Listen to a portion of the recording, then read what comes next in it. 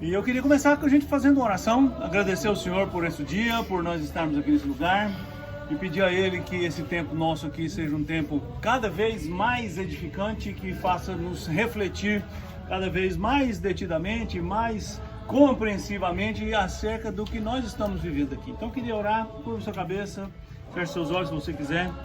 Senhor, eu quero te agradecer por esse lugar, te agradecer por esse dia, te agradecer pelo que vivemos até aqui e pedir ao Pai em nome de Jesus que este dia, essa experiência e neste lugar o Senhor fale ao nosso coração e nos dias que ainda teremos aqui, que o Senhor continue trabalhando em nós para que nós entendamos as razões do Senhor para nos trazer esse lugar e como o Senhor, ó Deus, quer trabalhar na nossa vida em diversas áreas, em diversas formas, e que a graça e a misericórdia do Senhor esteja conosco. Fala conosco agora, eu te peço em nome de Jesus. Amém. Amém. O Nicolas disse muito bem, né, que 3 importantes histórias aconteceram aqui nessa região, começando lá com Ruth e Boaz, aquela história que parece uma novela, né? Um romance improvável. Boaz provavelmente um homem já de meia idade, um pouquinho avançada, e Deus usou essa história para dar uma lição muito grande em todos nós, que diz respeito ao seu acolhimento. Ruth não era israelita, Ruth era moabita, mas ela é uma das ancestrais de Davi, o mais importante rei de Israel. Deus estava dando a lição: olha, eu sou o Deus de todas as pessoas, de todas as nações.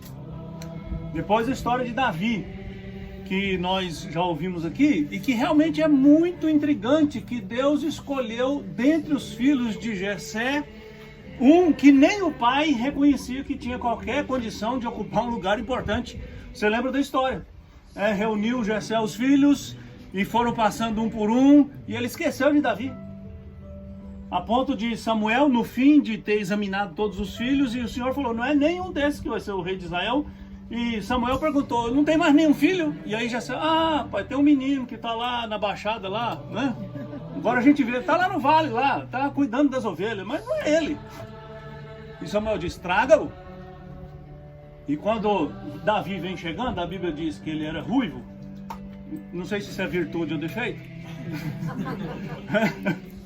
E talvez o próprio Samuel, Deus conhecendo o coração de Samuel, viu que Samuel olhou para Davi e falou: Senhor, o senhor está de brincadeira, né? Esse matusquelo aí. E Deus disse para ele: não olhe para a sua aparência, porque os homens veem a aparência, mas eu vejo o coração. Amém. E ungiu Davi. E a terceira história, eu acho que é a mais importante de todas as histórias, que é a anunciação dos anjos aos pastores. E dessas 3 histórias eu escolhi para lermos esse trechinho da anunciação que está aqui no Evangelho de Lucas, no capítulo 2, do versículo 8 até o versículo 18, que diz assim: havia naquela mesma região pastores que viviam nos campos e guardavam seu rebanho durante as vigílias da noite. E um anjo do Senhor desceu aonde eles estavam, e a glória do Senhor brilhou ao redor deles, e ficaram tomados de grande temor. O anjo, porém, lhes disse: não temais, eis aqui vos trago boa nova de grande alegria, que o será para todo o povo. É que hoje vos nasceu na cidade de Davi o Salvador, que é Cristo, o Senhor. E isto vos servirá de sinal: encontrareis uma criança envolta em faixas e deitada em manjedoura. E subitamente apareceu com o anjo uma multidão da milícia celestial, louvando a Deus e dizendo, a frase que está lá no primeiro degrau de onde você desceu para a gruta: glória a Deus nas maiores alturas, glória in excelsis Deo, e paz na terra entre os homens a quem ele quer bem. E ausentando-se deles os anjos para o céu, diziam os pastores uns aos outros: vamos até Belém e vejamos os acontecimentos que o Senhor nos deu a conhecer. Foram apressadamente e acharam Maria e José e a criança deitada na manjedoura, e vendo-o, divulgaram o que lhes tinha sido dito a respeito deste menino.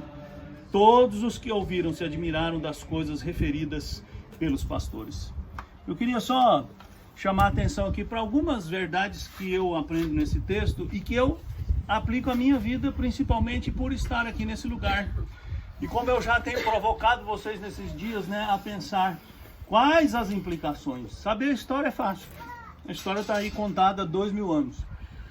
Que um grupo de pastores estava aqui em algum lugar, nessa região, e de repente aparece um anjo. E essa foi uma cena aterradora, né? Tão aterradora que o anjo disse para os pastores: calma, não precisam se desesperar, não precisam sair correndo. Eu trouxe uma boa notícia para vocês.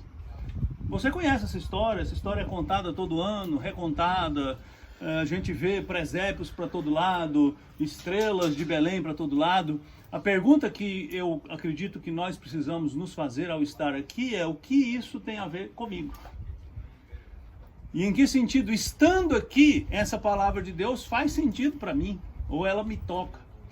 E eu gostei muito da palavra do Nicolas ali, porque ele já tocou num ponto importante. Os pastores eram considerados impuros naquela ocasião. Eram uma espécie de escória da sociedade. Não eram pessoas importantes, não eram pessoas nobres, não eram reis. Mas o Senhor enviou um anjo dele para falar com estas pessoas, desprezadas, esquecidas, que viviam à margem da sociedade. E a eles foi dado o privilégio de ouvir essa anunciação de que nasceu um menino, que não era só um menino, era o Cristo, era o Senhor. E essa história, irmãos, me toca quando me lembra, primeiro, que Deus não se importa com o tipo de pessoa que nós somos, porque Ele é um Deus de amor e de graça e de misericórdia, e o que nós somos aos olhos dos homens não importa nada para Ele. Nós é que nos impressionamos com os bens, nós é que nos impressionamos com a nossa história, com os nossos títulos. Mas o Senhor não se importa com isso. Ele é o Senhor de todas as coisas, Ele é o soberano de tudo. Para Ele não interessa se alguém tem muito, se tem pouco, se é rico, se é pobre, se é bonito, se é feio, se tem graduação, pós-graduação, PhD, se é empresário, se é milionário. Para Ele a riqueza do mundo é nada, porque Ele é dono de todas as coisas. E eu tenho certeza que é por isso que Deus subverte a ordem que a sociedade humana criou e vem ao encontro de pessoas desprezadas, pessoas pobres, pessoas que viviam do seu trabalho braçal, pessoas que não eram nem sequer respeitadas. Isso me abre uma grande esperança, porque eu não sou uma boa pessoa, eu não sou uma pessoa digna. E querer ser uma pessoa digna aos olhos de Deus é uma atitude de muita arrogância, porque nós sempre estaremos aquém das demandas de Deus, da grandeza de Deus, da majestade de Deus, mas Ele não se importa com isso. Então, isso enche o meu coração de esperança por saber que Deus pode me acolher, apesar da minha insignificância. Pode tocar a minha vida, apesar da minha indignidade. Pode me chamar para uma experiência extraordinária, apesar de ser desprezado pelas pessoas. Às vezes a gente sofre por não ser aquilo que a sociedade diz que a gente deve ser, ou não ter aquilo que as pessoas dizem que nós devemos ter, ou não carregar a imagem que as pessoas esperam que a gente carregue. Mas o Senhor não se importa com isso, então você não precisa ter medo, receio de não ser acolhido, de querer ir à presença de Deus e ser rejeitado, porque Deus não vai perguntar qual é o seu currículo, Deus não vai querer saber da sua declaração de imposto de renda, Deus não vai se preocupar com nada que você possa oferecer a Ele, porque na verdade Ele não está em busca de nada que nós possamos lhe oferecer, pelo contrário. O anjo desce e diz: eu trago a vocês o Evangelho, a palavra grega que aparece aqui, boa nova, boa notícia. Evangelho geralmente era uma palavra usada para anunciar o nascimento de um novo rei. Quando um monarca falecia ou quando havia uma transição, então os arautos saíam pelas cidades, pelo país, trazendo o Evangelho, a boa notícia. Olha, nós não estamos sem rei, existe um rei.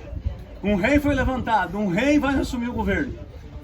E os anjos, ou o anjo disse: eu trago a vocês o Evangelho. E qual é o Evangelho? Essa é a segunda verdade que enche meu coração de esperança. O Evangelho é que nasceu o Messias, Jesus. Essas duas palavras, esses dois nomes são tão importantes, né? Você já deve saber disso, mas só para aplicar aqui no nosso contexto, Jesus, que para nós é um nome muito incomum, na verdade era um nome muito comum nos tempos do Antigo Testamento. Jesus é Josué, é o mesmo nome. Só que quando a Bíblia foi traduzida ou foi escrita em grego, geralmente nomes você não traduz, você usa a sonoridade, né? E Jesus, ou Josué, em hebraico é mais ou menos Yoshua. E em grego, Jesus. Mas é o mesmo nome de Josué, o descendente ou o sucessor de Moisés. Um nome muito comum. No Brasil é raro a gente pôr o nome de Jesus em alguém, né? Porque o nome assumiu um significado especial. E por que o menino vai chamar-se Josué? Porque Josué é um nome derivado do nome sagrado de Deus, que significa Yahvé é salvação. É isso que significa Josué. E o anjo diz, nasceu Jesus. Ele é o Messias. Messias é o ungido, o escolhido por Deus. Messias em hebraico, Cristo em grego. Então Cristo não é o sobrenome de Jesus. Cristo é um título. É a tradução da palavra hebraica Messias, que significa o que? Aquele que foi separado por Deus para uma grande missão. Aí a gente volta lá para a história de Davi, que foi ungido aqui nesse lugar por Samuel. Foi escolhido por Deus. Foi separado por Deus. E quem é Jesus? Senão o filho de Davi, que foi prometido como o rei que estabeleceria um reino perene, permanente, invencível. Ele é o nosso Senhor, Jesus Cristo. Então isso me faz pensar o que? Eu estou seguro. Se a primeira lição que eu aprendo aqui é que Deus me acolhe apesar de quem eu seja, a despeito de todas as minhas limitações, a segunda lição que eu penso quando eu venho aqui é que eu estou seguro porque eu tenho um rei que é poderoso, que é o cumprimento de promessas antigas de Deus, que é a realização histórica do plano redentor de Deus, que é aquele que dirige todas as coisas, que é o soberano dos reis da terra, que é o Senhor do universo. Então, se eu estou debaixo do reinado desse rei, eu estou seguro. Nós estamos em plena temporada de eleições no Brasil, né? E a gente fica pensando, quem vai ser o nosso presidente? Será que a gente vai ter um país melhor com esse, com aquele? Será que nós vamos ter segurança? Será que nós vamos ter estabilidade? Será que... Sabe, tudo isso é passageiro. Por mais que nós tenhamos estabilidade ou segurança, ela é efêmera, ela é frágil, ela é passageira. Mas Jesus Cristo, o Messias, o Salvador, estabeleceu um reino eterno. E a terceira verdade que eu aprendo aqui e que eu penso quando eu venho aqui é que bênção eu poder glorificar a Deus com a minha vida. Eu que sou nada, eu que sou insignificante, e os anjos cantam glória a Deus nas alturas, paz na terra entre os homens. E os pastores então, cheios de emoção, vão correndo para ver o que o anjo falou, se era verdade, e eles vão até a gruta, talvez uma gruta semelhante àquela, ali, aqui, mais embaixo, em algum lugar, e eles encontram exatamente o que o anjo havia dito. E os anjos cantaram, glória a Deus. Sabe, o Senhor, com essa boa notícia, nos convida a fazer coro com os anjos e dar glórias a Ele, e agradecer a Ele, e bendizer a Ele por esse nascimento extraordinário. Se você não pensar em como essas verdades se aplicam a você, esses dias que nós passamos aqui não passaram de turismo. Como se você fosse em Paris ou em Atenas. Mas se você pensar aqui, os acontecimentos que se desenrolaram aqui foram uma intervenção de Deus na história humana, para mudar a história humana. para mudar a história de cada indivíduo. E através da mudança da história de cada indivíduo, mudar a história do mundo, isso vai fazer um sentido novo para você. E eu acredito que, como eu disse aqui no primeiro dia que eu falei com vocês, eu não sei como cada um vai perceber essa peregrinação que a gente está fazendo aqui. Mas a minha esperança é que você entenda que nessa terra, Deus se manifestou como Ele não se manifestou em nenhum outro lugar. E Ele o fez para tocar nossa vida, para mudar nossa vida, para transformar nossa vida, para nos dar esperança, para nos dar alegria, para dar significado à nossa existência, para nos fazer pensar que a nossa vida não é e não pode ser apenas uma sucessão cansativa e sem sentido de levantar, trabalhar, comprar, vender, dormir, de novo, e de novo, e de novo. Né? Como aquele menininho que perguntou para o pai, pai, por que o senhor trabalha? Para ganhar dinheiro. Para que ganhar dinheiro? Para comprar comida. Para que comprar comida? Para ter saúde. Para que ter saúde? Para trabalhar. Para que trabalhar? Para comprar comida. Ou seja, qual é o sentido disso tudo? Qual é o sentido que nós encontramos nas coisas passageiras da vida? Eu tenho certeza que existe um sentido maior do que simplesmente passar por essa vida. E nas páginas da Bíblia a gente entende isso. Eu tenho conversado com algumas pessoas e eu não tenho nenhuma pretensão de convencê-lo dessas verdades. Minha missão aqui é contar essas verdades para você. É dizer para você que é isso que eu creio e é isso que a Bíblia diz. E por uma ou por outra razão, é por isso que você está aqui. Talvez você nem saiba por que você está aqui. Talvez você veio porque vir aqui é um negócio que todo mundo quer fazer.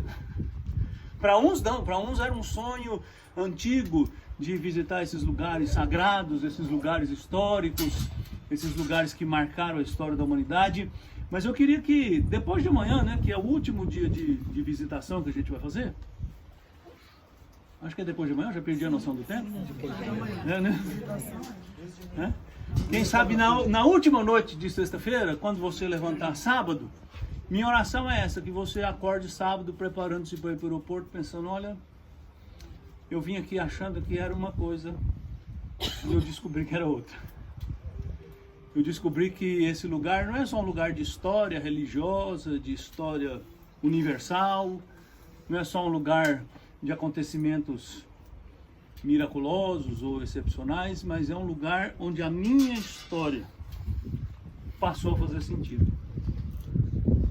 Onde a minha existência encontrou um propósito. E quando os anjos cantam glória a Deus nas maiores alturas e paz entre os homens a quem Ele quer bem, essa canção entoada pelos anjos é um convite a você entender que você, criatura de Deus, é chamado por Deus para fazer parte desse coro que dá glória a Deus e que encontra em Deus, na presença de Deus, na comunhão com Deus, um sentido para a sua vida. Sem se importar com quem você é ou com quem você foi. Por isso os anjos vieram falar com pessoas que não eram nada e nem ninguém.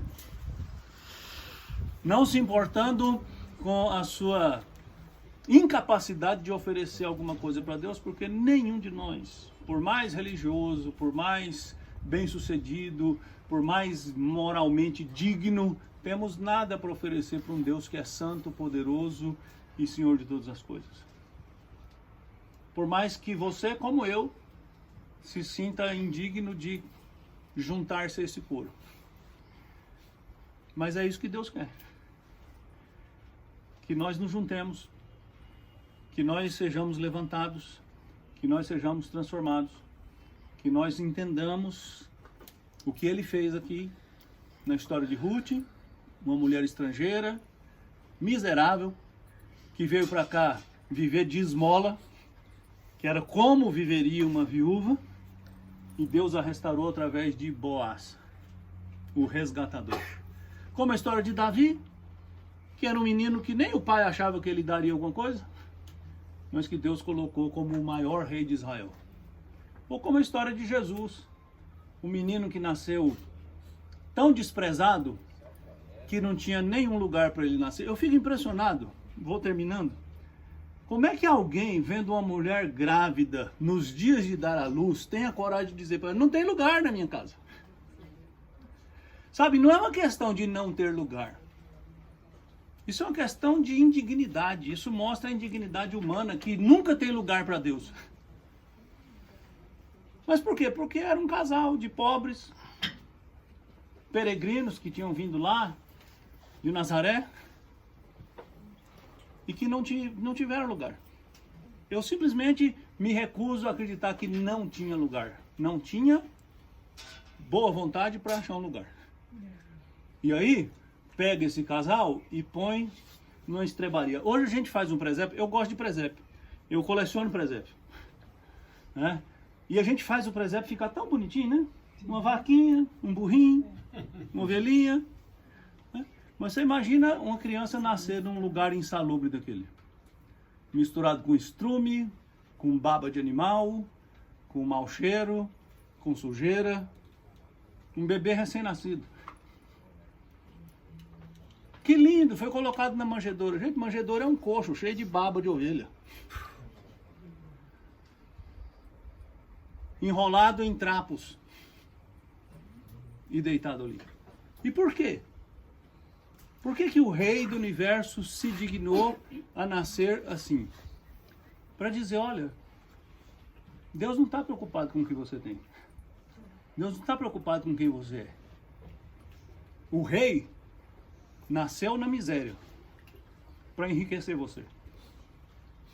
O rei nasceu desprezado para acolher você. O rei nasceu esquecido num canto qualquer, para você ser membro do coro celestial. Que a gente saiba agradecer e louvar a Deus por isso. Vamos orar. Senhor, obrigado